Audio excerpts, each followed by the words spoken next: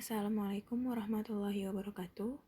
Kami dari kelompok 14 yang beranggotakan Khalisa Umairah, Hana Sofiah, Dinda Nurul Ihzah, dan Mirangi Isdihar ingin mempresentasikan materi buku 4 dengan chapter 4 dan chapter 5 yang berjudul Wawancara Ahli dan Rencana Manajemen Risiko. Teknik wawancara relatif dilakukan dengan cara sederhana, yaitu dengan cara mengidentifikasi ahli yang tepat serta menanyakan risiko sesuai dengan bidang keahlian mereka. Teknik ini dapat dilakukan secara individu maupun kelompok. Ahli wawancara memiliki 2 syarat. Yang pertama, pewawancara harus mempersiapkan topik yang akan diteliti.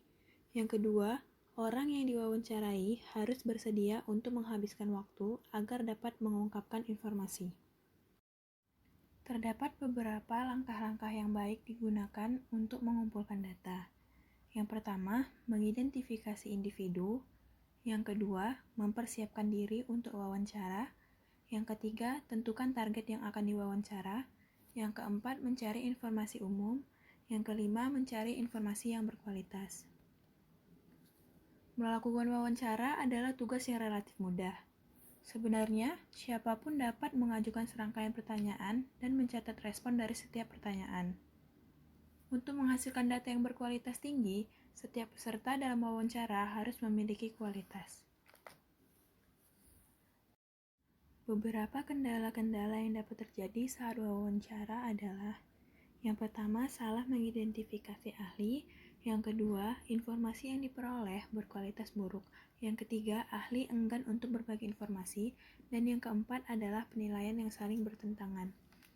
Selanjutnya akan dilanjutkan oleh teman saya, Dinda Nurul. Oke, saya akan melanjutkan penjelasan dari Hana. Di slide ini mengenai kriteria seleksi. Seperti halnya setiap bab tentang teknik wawancara ahli dinilai menggunakan kriteria seleksi yang berkaitan dengan persyaratan sumber daya, aplikasi, dan output untuk teknik tersebut. Jadi, kriteria seleksi untuk wawancara itu berkaitan dengan standar sumber daya yang digunakan, standar aplikasi yang dibutuhkan, serta standar output yang diinginkan. Nah, selanjutnya ialah persyaratan sumber daya. Maksudnya di sini ialah syarat sumber daya yang diperlukan dalam wawancara. Yang pertama itu ialah waktu.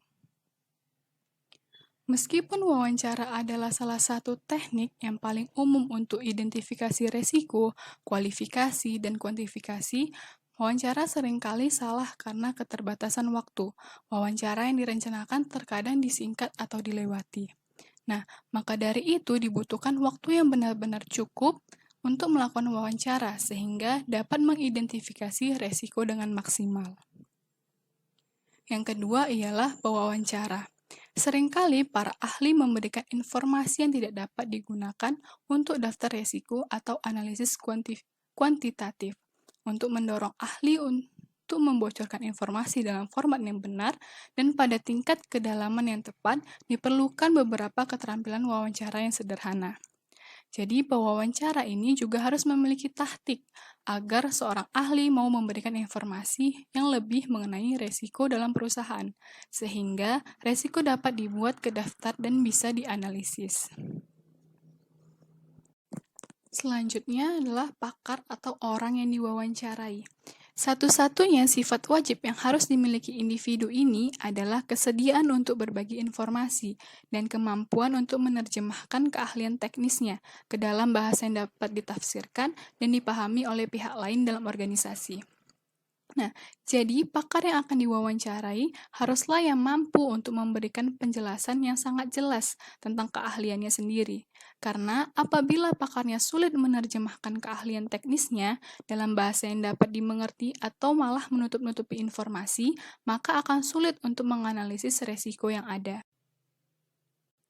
Selanjutnya ialah biaya untuk wawancara ahli dapat berkisar dari minimal 1-2 hari hingga diperpanjang 2-3 bulan, tergantung pada kebutuhan proyek. Semakin terampil pewawancara, maka semakin sedikit waktu yang dibutuhkan. Jadi diperlukan pewawancara yang memiliki keterampilan dalam mewawancarai, sehingga waktu yang diperlukan akan lebih sedikit dan biaya untuk wawancara pun akan lebih sedikit. Selanjutnya ialah fasilitas dan peralatan untuk wawancara ahli, biasanya ialah notepad, pensil, atau pena, dan alat perekam. Sementara beberapa pewawancara mungkin lebih suka menggunakan laptop. Jadi, fasilitas di sini merupakan fasilitas yang umum digunakan untuk wawancara biasa, dan tergantung pewawancara yang membutuhkan fasilitas apa yang mendukung dia untuk mewawancarai seorang ahli. Selanjutnya ialah waktu implementasi untuk wawancara ahli adalah pertimbangan yang penting. Namun, jika sumber daya dan fasilitas tersedia dengan baik, maka tidak butuh waktu yang lama. Pewawancara yang terampil serta fasilitas yang mendukung dapat mengefisienkan waktu wawancara serta menghemat biaya wawancara. Yang terakhir ialah komitmen waktu manajer proyek terkadang didasarkan pada tingkat keterampilan manajer proyek sebagai pewawancara ahli.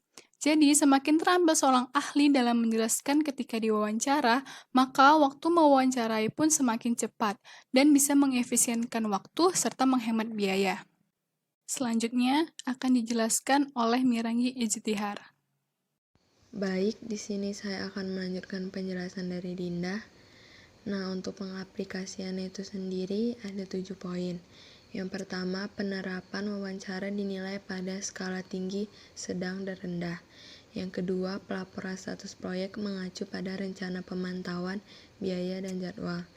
Yang ketiga, keputusan perencanaan seringkali bergantung pada pendapat beberapa individu yang terkait dengan proyek.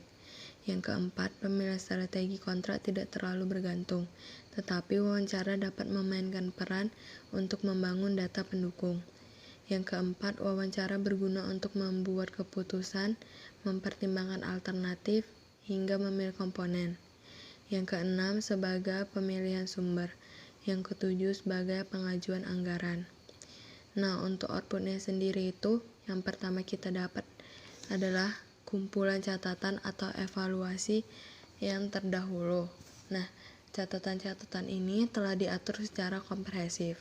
Yang kedua, akurasi berkaitan dengan kesehatan dasar teoritis.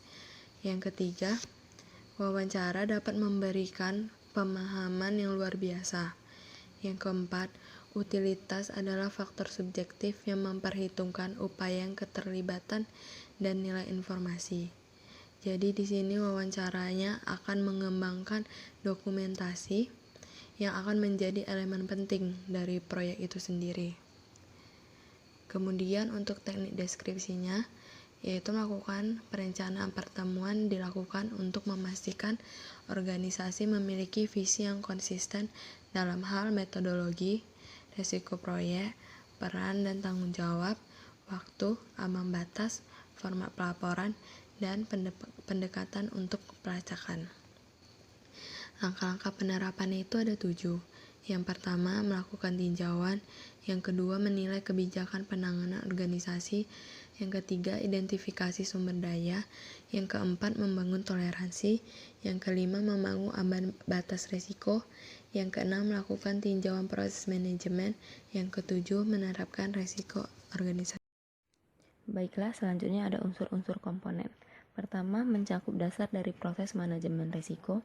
Kedua, memasukkan peran dan tanggung jawab setiap proyek. Ketiga, memiliki indikator anggaran risiko.